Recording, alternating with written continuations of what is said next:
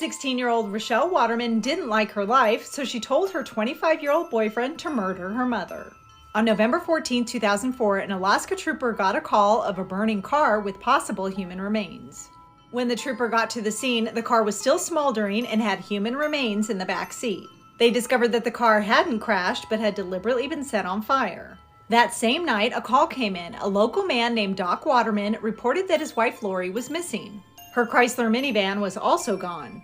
The burning vehicle was a Chrysler minivan, and dental records confirmed that the victim was Lori Waterman. The weekend that Lori was killed, Doc had been on a business trip, and their 16-year-old daughter, Rochelle, had been in Anchorage for a volleyball tournament.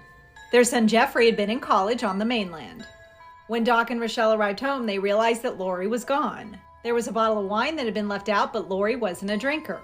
Detectives found the tip of a rubber glove and fibers from a synthetic rope in the bedroom and footprints on a windowsill, all evidence that someone had broken into the house. Doc was ruled out as a suspect, and then the focus moved to Rochelle.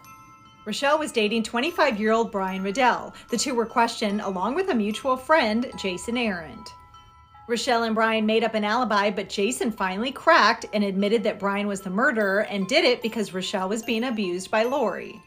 Brian admitted to killing Lori, but said that both him and Jason were involved and that they did it because they believed they were saving Rochelle, that she had asked them to murder her mother.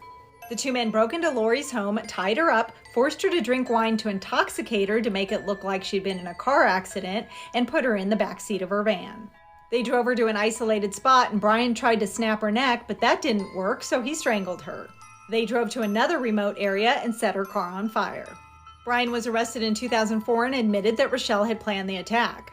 Rochelle eventually confessed, admitting the abuse was a lie.